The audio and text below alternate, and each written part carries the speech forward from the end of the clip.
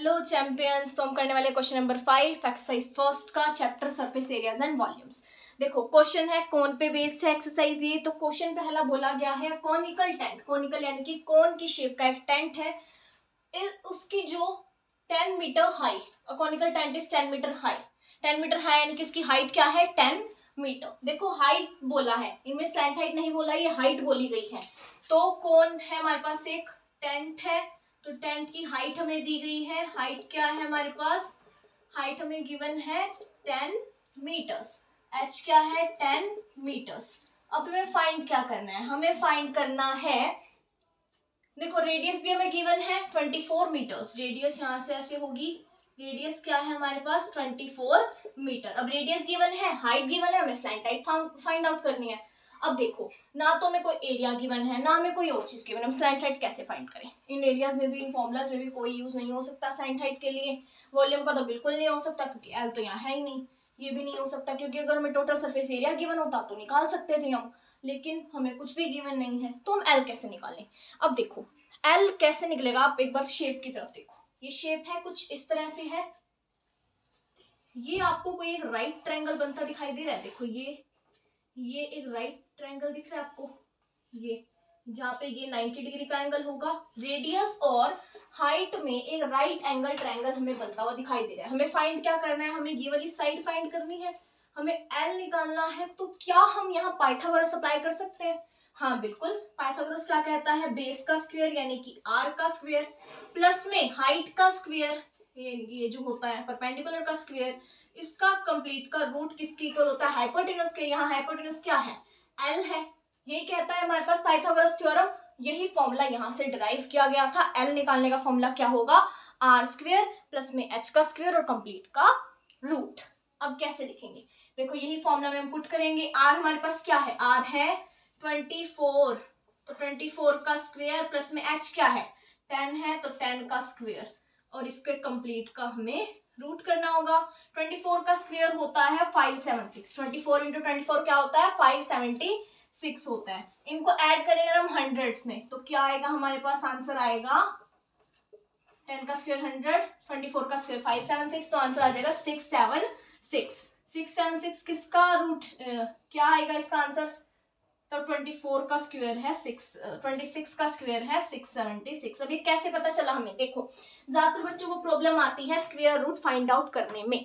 ये कैसे करते हैं, इसका एक तरीका है प्राइम फैक्टराइजेशन। जैसे हमें 676 गिवन है, हम इसको प्राइम फैक्टर्स निकाल सकते हैं इसके। तो 2 से अगर हम करें तो आएगा 3 and 8 और 2 1 जा 2, 2 6 जा 12, 2 9 जा 18। अब ये 169 है और किसी पे नहीं जाएगा, 13 पे होगा सीधा, तो 13 इंटू 13 एंड 13 बचा। प्राइम फैक्टर्स क्या आ गए हमारे पास 2 2 13 एंड 13। अब हमें क्या करना है, हमें इनको सबको भूल जाओ, सिर्फ प्राइम फैक्टर्स पे ध्यान दो। प्राइम फैक्टर्स ये आ गए, हमें इनके पेयर्स बनाने हैं, इनके दोस्त बनाने हैं। जैसे 2 और 2 का पेयर बन गया, 13 13 का भी पेयर बन गया, ठीक है। तो क्या हुआ 13 इंटू 2 हमारे पास 26 आ गया। अगर यहाँ पेयर नहीं बनता, मान लो यहाँ एक 3 होता साथ में, तो 3 क्या हो जाता है यहाँ पे साथ में रूट में चला जाता। मतलब जिसका पेयर नहीं बनेगा वो रूट के अंदर जाएगा, बाकी जो नंबर जिनका पेयर बन जाता है उनका मल्टीप्लिकेशन हमारे पास आंसर हो जाएगा। जैसे इसमें 2 का भी पेयर बन गया 13 का भी, तो इनको मल्टीप्लाई करके आंसर आया 26। लेकिन अगर मान लो कोई नंबर है जिसका पेयर नहीं बना तो वो साथ में रूट के अंदर लिखा जाएगा। लेकिन ये हो रहा है कंप्लीट, तो 26 मीटर्स आंसर आ गया। एल क्या आता है हमारे पास 26 मीटर्स। अब हमें निकालना है कॉस्ट ऑफ कैनवस रिक्वायर्ड।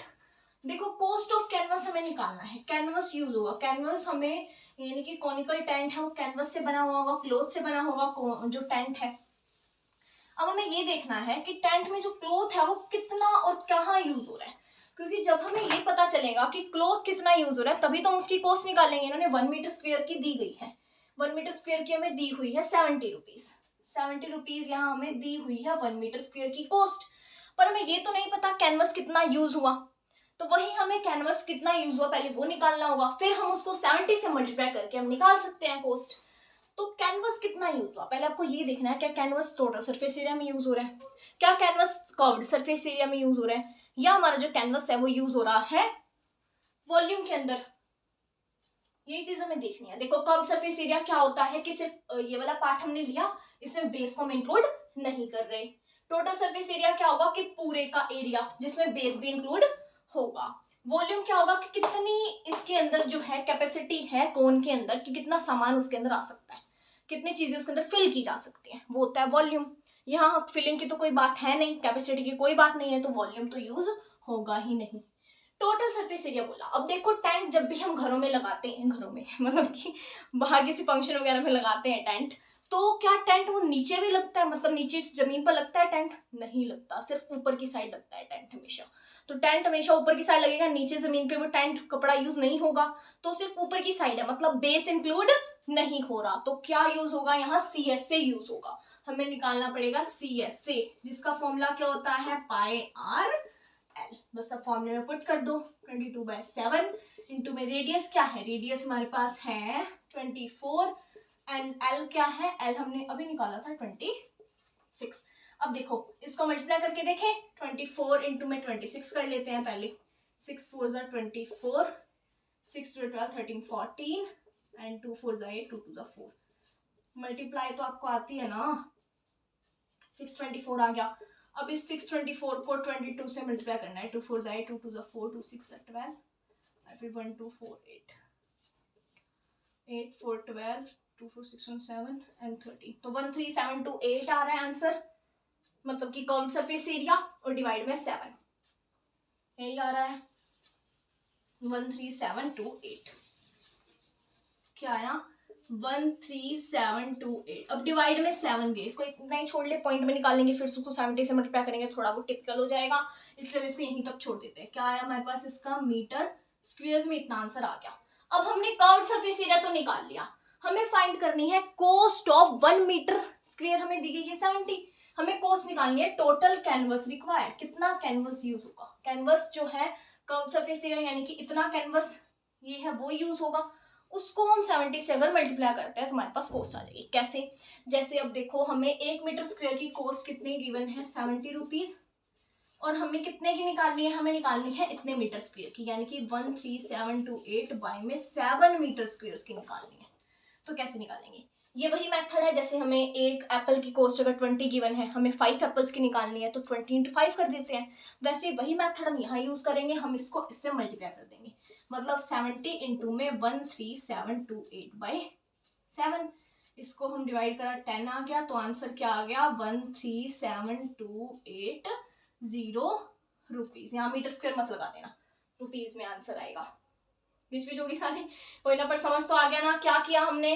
पहले CSA निकाला, फिर हमने कोस्ट निकाल ली। और देखो अगर हम यहाँ पॉइंट में निकाल लेते ना आंसर को, तो क्या होता? CSA अगर हमारा पॉइंट में हम निकाल लेते तो फिर हमें डिफिकल्टी हो जाती है कैलकुलेशन में, फिर आप कहते हैं ये कैलकुलेशन कैसे होगी। तो पहले ही दिमाग लगाओ कि हमें 70 गिवन है यहाँ पे, हमें 70 से जब मल्टीप्लाई करेंगे तो डायरेक्ट यहाँ कट जाएगा 7 से, 70 जो है, तो इसलिए पहले ही इसको 7 को रख लो। इसको जब जिस चीज का काम होता है तो उसको रखना तो पड़ेगा ना, निकाल नहीं सकते।